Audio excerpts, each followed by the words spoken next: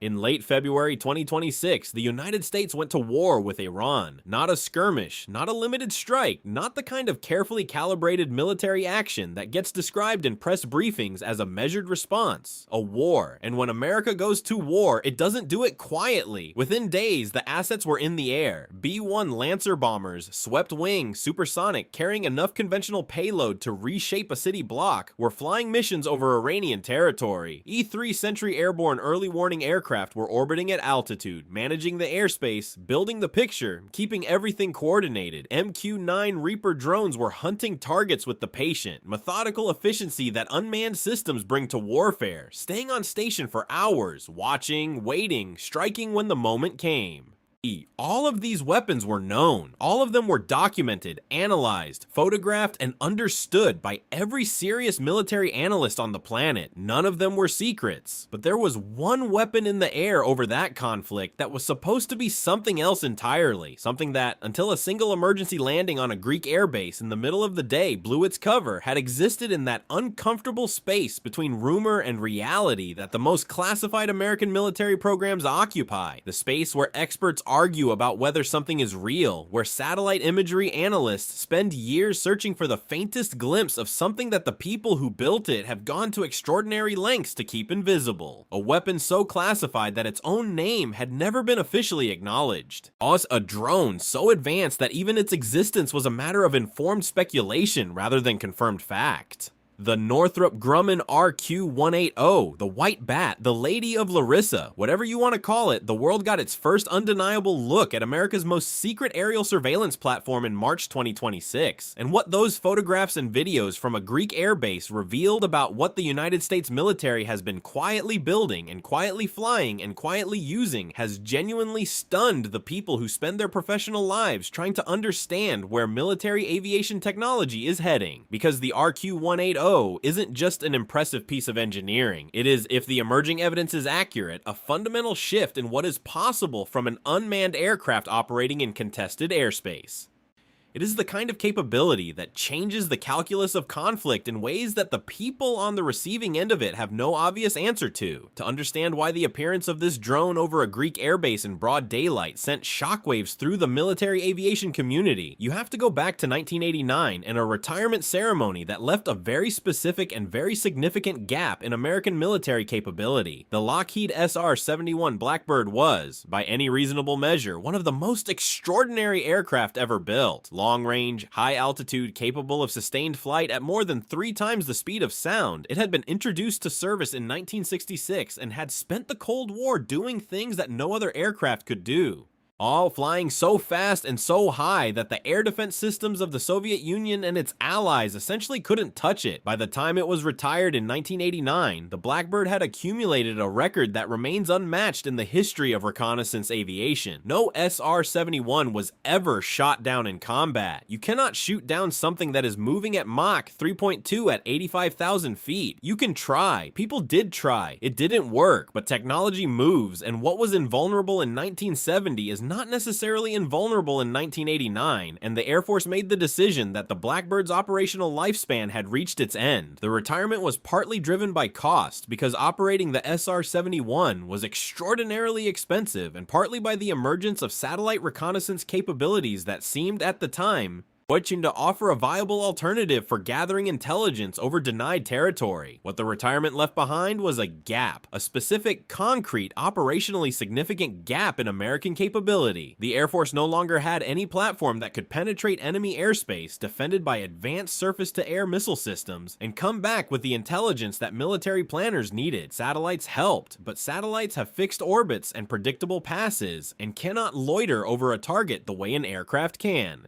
The gap was real, and it mattered, and the people who understood it knew that it needed to be filled with something new.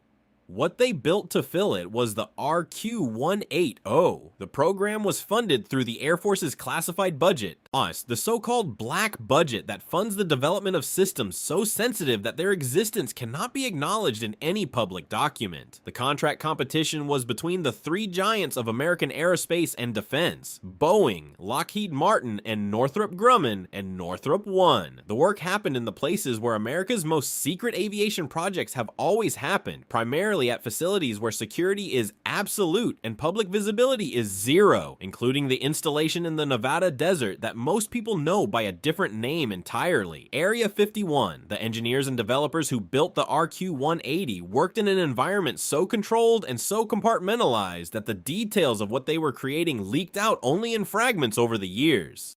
Pieces of information that analysts and enthusiasts and intelligence researchers tried to assemble into a coherent picture of what Northrop Grumman had actually produced. The picture they assembled was incomplete but consistent. The first flight of the RQ-180 is believed to have taken place in August 2010, more than 15 years ago, which means that this aircraft has been flying, testing, and refining itself for a decade and a half, while most of the world didn't know it existed. Early production airframes were apparently taking to the air in the years that followed, with multiple active aircraft by the mid-2000s. Many experts believe the RQ-180 entered operational service with the Air Force's 74th Reconnaissance Squadron at some point before 2020. Meaning it has potentially been conducting real operational missions for years before anyone outside the classification system had confirmed evidence of its existence.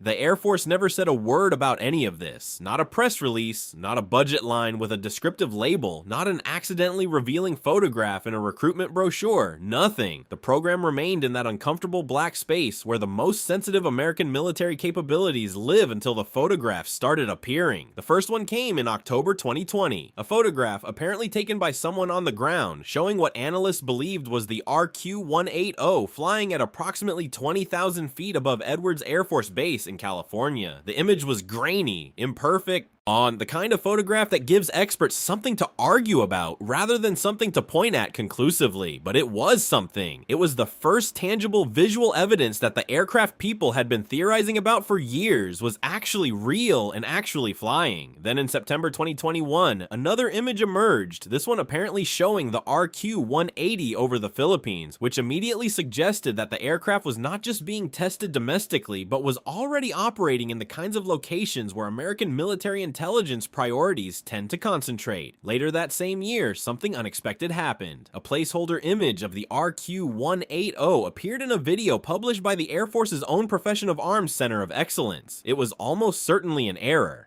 Someone using an image that wasn't supposed to be used in a publicly accessible context, but before it could be corrected, the internet had already captured it, and the analyst had already extracted every piece of information it contained. The video also introduced a name that stuck, the White Bat, but none of that prepared anyone for what happened on March 18th, 2026. A local Greek news website called onlarissa.gr published photographs of an aircraft landing at Larissa Air Base in northern central Greece. The base belongs to Greece's Hellenic Air Force, but has also been used by the United States military, most recently as a hosting location for MQ-9 Reaper drones supporting operations in the Middle East. The reporters at On Larissa identified the aircraft in their photographs as a B-2 Spirit bomber, which was an understandable mistake for civilian journalists without specialized aviation knowledge. The B-2 has a distinctive flying wing profile that superficially resembles what they were photographing. They were wrong about the identification, but completely right that something extraordinary had just landed on that runway in the middle of the day. The same outlet followed up with a video of the aircraft and included a detail that immediately caught the attention of every military aviation analyst who saw it. According to anonymous sources, the aircraft had experienced some kind of technical problem and been forced to make an emergency landing. This detail was significant not just as a piece of information about the specific incident, but as an explanation for the timing. The RQ-180 had landed in broad daylight, in full view of anyone in the area with a camera, on a base that civilian journalists apparently monitor regularly. The United States Air Force, which had gone to extraordinary lengths for more than 15 years to keep this aircraft invisible, would never have chosen to land it in those conditions unless it had no alternative. An emergency landing in Greece in daylight was not a decision, it was a necessity. Whatever happened to that aircraft in the air, the pilot on the ground, or the systems managing the flight remotely, the choice came down to land here now or don't land at all, and the Air Force chose the runway. Within hours, the video started appearing.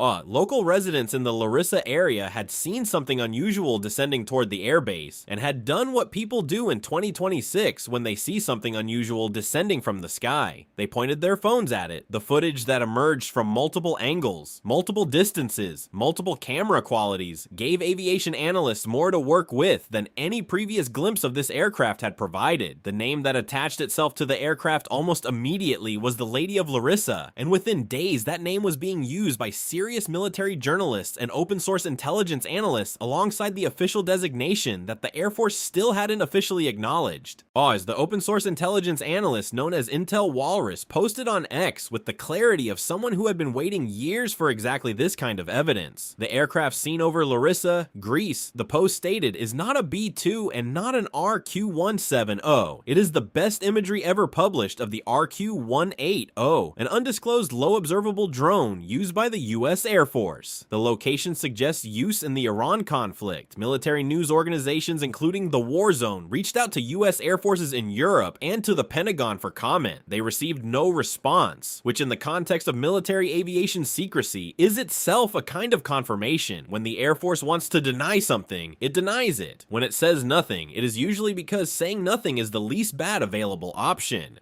But the silence didn't matter as much as it might have, because the photographs and videos from Larissa were already doing what classified programs spend millions of dollars and years of careful operational security trying to prevent. They were telling the story, not all of it, not the parts that remain genuinely classified and will likely remain so for years, but enough. Enough for analysts to extract real, specific, technically meaningful information about what Northrop Grumman had built and what it was capable of, and enough to make educated assessments about what that capability meant for the ongoing operation in Iran. The first thing that jumped out at analysts examining the underside footage of the Lady of Larissa was a pair of large sensor apertures, two windows of significant size positioned just behind the main landing gear bay, one angled to the left and one angled to the right. These aren't decorative features, they are windows into what is almost certainly a multispectral sensor system, a sophisticated optical and infrared imaging array capable of scanning not just the ground directly below the aircraft, but out to the horizon in both directions simultaneously. The geometry of having one aperture on each side of the fuselage is specifically designed to support a particular operational pattern that military surveillance aircraft use when tracking targets in denied or contested territory. Rather than flying directly over the thing you are watching, which would be provocative and potentially detectable, the aircraft flies a large racetrack oval pattern miles away from the target,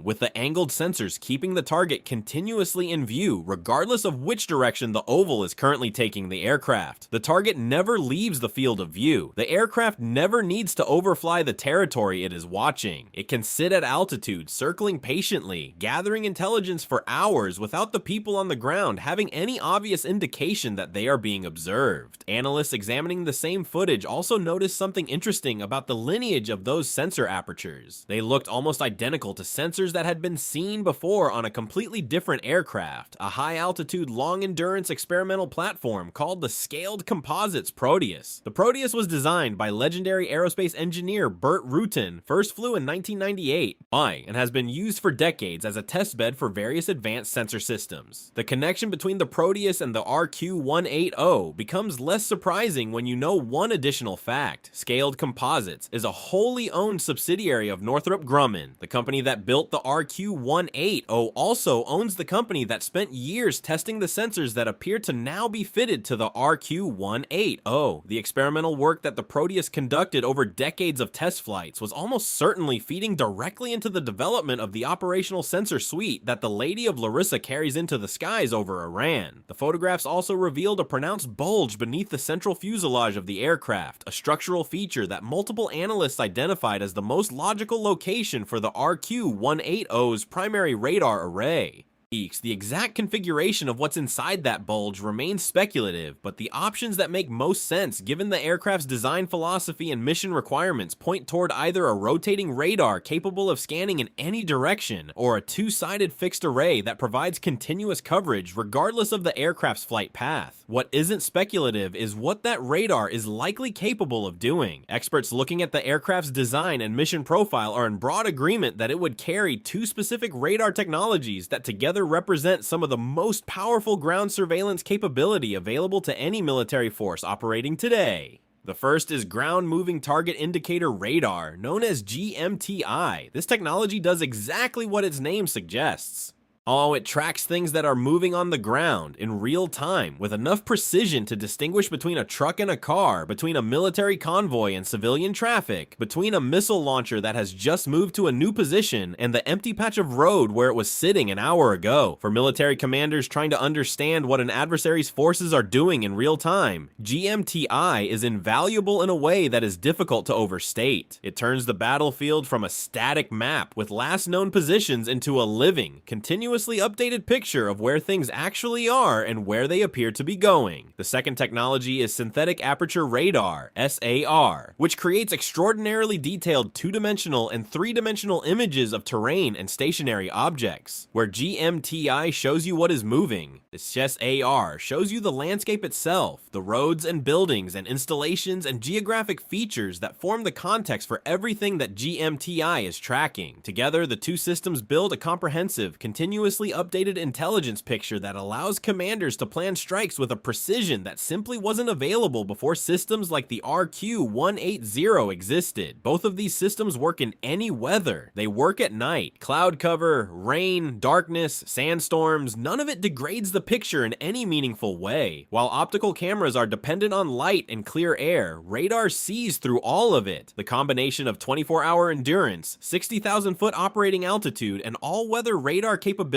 means that the RQ-180 can do something that no previous surveillance platform has been able to do in denied airspace.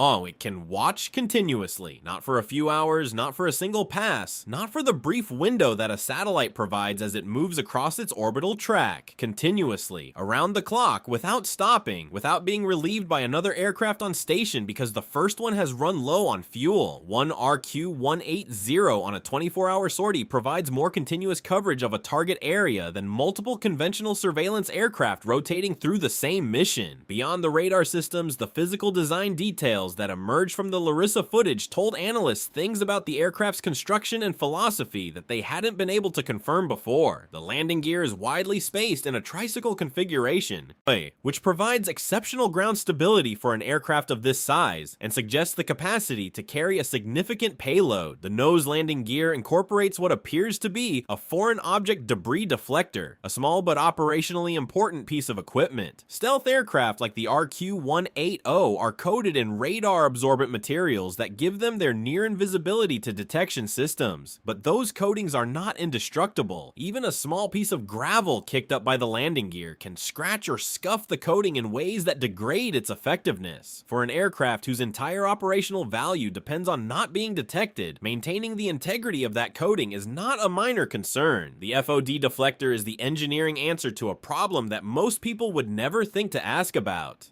1. It is the kind of detail that reveals how thoroughly and how carefully the people who designed this aircraft thought through every aspect of its operational life. The trailing arm fitted to the nose gear strut serves a similarly practical purpose, absorbing some of the impact energy when the aircraft lands and protecting the airframe from stresses that accumulate over hundreds of landings. The main landing gear drew particular attention from analysts because of its obvious similarity to the gear used on the F-15 Eagle fighter jet, a family of aircraft with a service history stretching back to the 1970s. The reuse of proven components from existing aircraft is standard practice in aerospace engineering. If a landing gear system has demonstrated its reliability through decades of service on thousands of aircraft, there is no engineering reason to design a new one from scratch when you can adapt the existing design. The F-15 gear also provides an indirect clue about the RQ-180's weight. The latest F-15EX variants have a maximum takeoff weight of 81,000 pounds. If the RQ-180 is using comparable gear, its own maximum weight is likely in a similar range, though the actual operational weight during reconnaissance missions is almost certainly significantly lower, since the aircraft carries no weapons payload and has been designed from the beginning to be as light as possible in order to maximize range and endurance.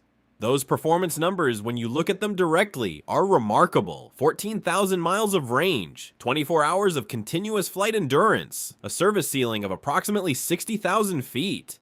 To put the ceiling number in context, the most advanced surface-to-air missile systems operated by Iran have a maximum engagement altitude that falls well below 60,000 feet. An aircraft operating at that altitude is not just difficult to engage, it is, for practical purposes, untouchable by anything in the Iranian air defense inventory. It can orbit for an entire day above the reach of every missile system trying to find it, watching everything below with sensors that don't care whether it is noon or midnight or whether the sky is clear or clouded over, and the people it is watching have no reliable way to know it is there. Which brings the question that was obvious from the moment the Larissa photographs appeared. What was the RQ-180 doing in support of the Iran operation, and what specifically was it being used for?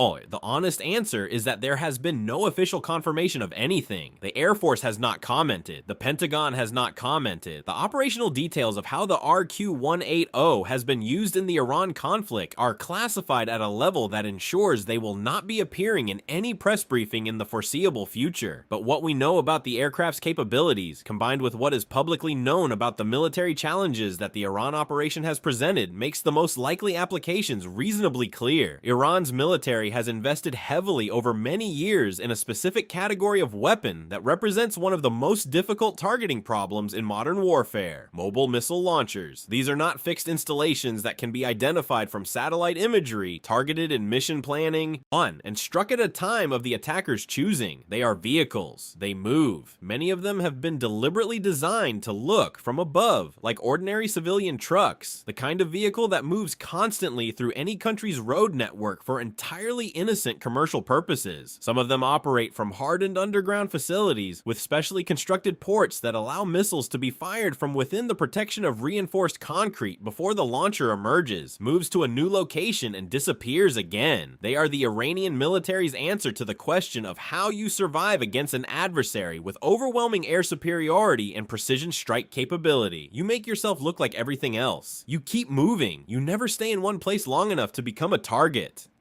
This is a genuinely difficult problem for any military force trying to neutralize that capability before it can be used. Conventional satellite reconnaissance provides snapshots, not continuous coverage, and a launcher that moves between satellite passes is a launcher that the targeting system has lost. Conventional surveillance drones operating at lower altitudes are detectable by radar and vulnerable to the air defense systems that Iran has spent years acquiring and deploying. Manned reconnaissance aircraft face the same vulnerability at even greater risk to their crews. The specific combination of requirements that the mobile launcher problem creates, continuous coverage over a large area, all-weather capability, immunity to the air defense systems trying to find and engage the surveillance platform, and the endurance to stay on station long enough to actually track a mobile target through its movements and identify the moment when it becomes vulnerable, is a combination that no previous platform in the American inventory has been able to fully satisfy.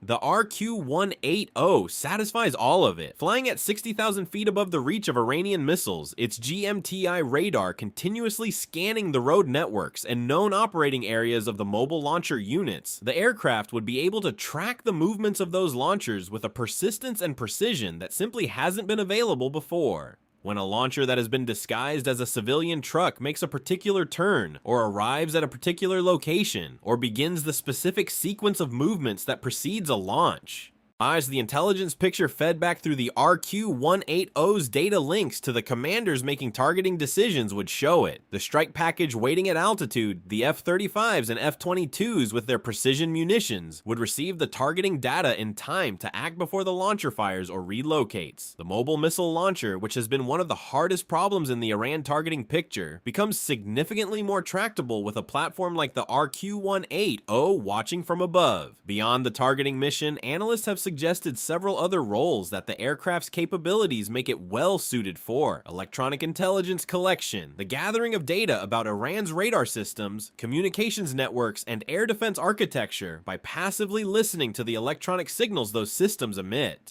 This kind of intelligence is enormously valuable for planning strikes against the air defense network itself, because it tells you where the radars are, what frequencies they operate on, and how they are connected to the missile systems they guide. Electronic warfare warfare, the active disruption or jamming of Iranian communications and radar systems. A platform operating at 60,000 feet with the right equipment can suppress ground-based radar and communications across a vast area, degrading the ability of Iranian forces to coordinate their response to American and Israeli strikes. And communications relay serving as a high-altitude node that connects aircraft operating in Iranian airspace with command and control systems outside it, thus maintaining the data links that modern networked warfare depends on, even in environments where direct communications would otherwise be degraded or impossible. The emergence of the RQ-180 into at least partial public view through the Larissa incident raises a question that the military aviation community has been sitting with since the photographs appeared. If this is what they showed us by accident, what haven't they shown us at all? The history of American black aviation programs has a consistent pattern. The capabilities that become visible are almost never the most advanced ones. The SR-71 was flying for years before it was publicly acknowledged. The F-117 Nighthawk stealth fighter was operational for years before anyone outside the classification system knew it existed. The B-2 Spirit flew its first flight in 1989 and didn't enter service until 1997. The gap between what is flying and what the public knows about has historically been measured in years, sometimes in decades. The RQ-180 has just crossed the threshold from classified rumor to documented reality, which is a significant moment, but it is probably not the leading edge of American unmanned aviation capability. It is more likely the capability that was mature enough and deployed widely enough that an emergency in Greece could reveal it without compromising anything more sensitive that might be operating alongside it or above it, or in categories that nobody has started speculating about yet. What the Lady of Larissa represents, beyond the specific capabilities of the aircraft itself, is the direction that aerial warfare is moving in ways that have implications far beyond the Iran conflict. The combination of stealth, endurance, altitude, and sensor capability that the RQ-180 embodies is not a temporary tactical advantage that adversaries will neutralize next year. It is a fundamental shift in the relationship between surveillance and contested airspace. For most of aviation history, the most valuable surveillance platforms have also been among the most vulnerable because the things that make an aircraft good at gathering intelligence, its sensors, its communications, its need to position itself in relation to the target, have also tended to make it visible and therefore targetable. The RQ-180 breaks that relationship. It is simultaneously one of the most capable surveillance platforms ever built and one of the hardest to detect and engage. That combination, more than any individual specification, is what makes it genuinely new. The people running Iran's air defense network know that something is watching them. They can see the effects of the intelligence it generates in the precision of the strikes that follow. They can see the launchers being hit before they fire, the facilities being struck in ways that suggest knowledge of their interior layout, the command and control nodes going dark in a sequence that implies someone has mapped their communications architecture. They know there is an eye somewhere above them that they cannot find and cannot reach. What they cannot do is see it. The white bat is living up to its name. Flying through the darkness of denied airspace, doing its work at altitudes and in frequency ranges that the systems designed to find it were not built to reach. In March 2026, a technical problem forced it down onto a Greek runway in broad daylight, and for a few hours on a spring afternoon in northern central Greece, the most secret surveillance aircraft in the American military inventory sat in the open air while local residents pointed their phones at it and uploaded the footage to the internet. It was the last thing anyone at Northrop Grumman or the 74th Reconnaissance Squadron or the Pentagon wanted. It was also, in the long view of military aviation history, inevitable. The best secrets eventually find their way into the light, usually at the least convenient moment possible, usually through some combination of mechanical failure and human curiosity and the modern world's total inability to keep anything visually interesting off the internet for more than a few minutes. The Lady of Larissa is real. The white bat is real. The RQ-180 is real, flying, operational, and currently doing things over Iran that the people being watched cannot stop and cannot see. And whatever is still classified, whatever capabilities remain hidden in the black programs that haven't had their Greek runway moment yet, is almost certainly more remarkable still. That is the nature of the edge. By the time you can see it, you are already looking at what used to be the edge. The real edge is somewhere further ahead, invisible, classified, flying at altitudes that the current generation of detection systems wasn't built to reach. reach. Waiting for its own moment of accidental revelation on some future runway in some future conflict that nobody has quite predicted yet. The white bat came in from the dark, and it brought with it a glimpse of where warfare is going, and the glimpse is enough to understand that the gap between what is possible and what is known has never been wider, and that the things flying in that gap are unlike anything that has come before. Make sure to subscribe for more videos just like this.